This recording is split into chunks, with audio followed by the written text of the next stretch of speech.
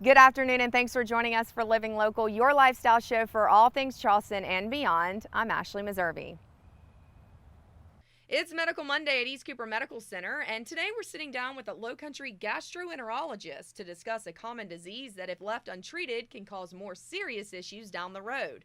Plus details on an upcoming seminar where you can get additional information on this condition.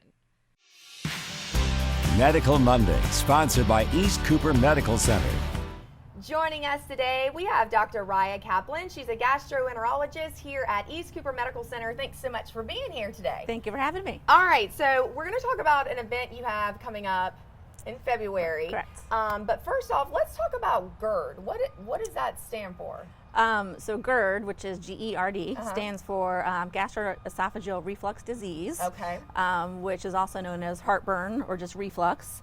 And you can get different types of GERD or reflux. You can get acid reflux, non-acid reflux, and it's actually very common. It's prevalent in about 30% of people in the U.S., so many people out there have it. Okay, so is that like heartburn related? Like they... Yes. Well, so GERD, you can have classic heartburn symptoms, Okay. Which would be burning in the esophagus or chest, sometimes indigestion type symptoms. Those are sort of the classic symptoms of acid reflux. You can also have atypical symptoms. Some patients just get chest pains or coughing or hoarseness, nausea. Those are some of the atypical symptoms of GERD. And I heard it can also impact your teeth and stuff. It can. You can get, if the acid comes up into your mouth, you can get some dental erosion. So again, that's another atypical symptom, often picked up by dentists. Gotcha. Alrighty. Well, so how do you diagnose it? So diagnosis is often based off symptoms. So Okay. like I said, typical symptoms of burning, indigestion. Some of the atypical symptoms can be diagnostic, but not always, like coughing, hoarseness, all those. Aside from clinical symptoms of reflux, there's diagnostic testing. So often we'll do an upper endoscopy. It's a scope with a camera on the end of it that goes into your mouth, esophagus, first part of your small bowel. And if you have really bad acid reflux, you can have damage to your esophagus, inflammation, erosions, redness, so that can be a sign of reflux that you see that way.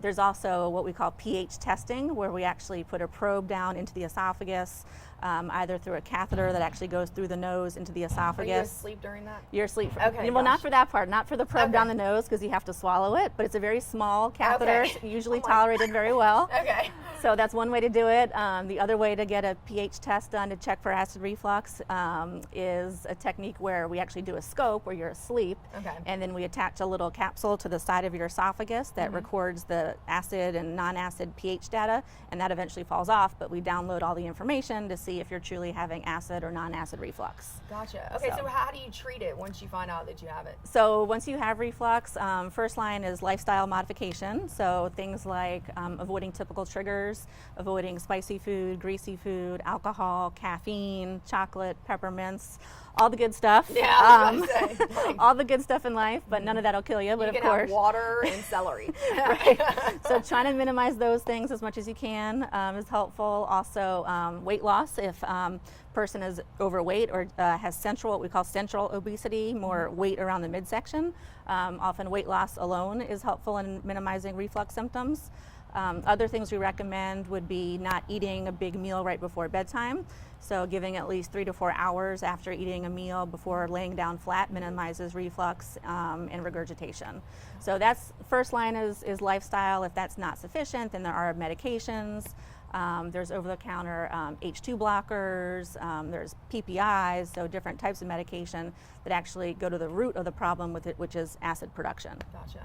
Okay, and so I know that obviously common sense, we all should be engaged in our health, but like when it comes to this particular subject, like letting it go on for years and years and years and not even thinking about it, I mean, that can cause even more problems, right? It can, right. So chronic reflux, or certainly chronic uncontrolled reflux, has been associated with what's called Barrett's esophagus, which if you have Barrett's, it's a change in the lining of your esophagus that can be precancerous, that can lead to cancer. So you don't necessarily feel the Barrett's, but it is associated with chronic reflux. So certainly patients that have had long-standing uncontrolled reflux for many years, we'll do a screening upper endoscopy to look in the esophagus to check for Barrett's.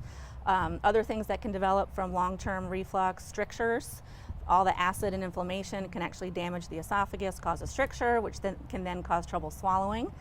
So that's not good. So yeah, so that sometimes can be quite severe, where you're eating a piece of steak or a piece of bread and actually gets stuck in your esophagus. You end up in the emergency room with All kinds of a problems. food impaction and have an Wow. emergency scope. So those are all potential complications of uncontrolled reflux. And so that's Yep. why we got to make this a priority, right? Correct. All Yes. right. So we are talking about, before we head out, the Women's Wednesday lunch event coming up on February 5th. Yes. And you're the star of the show.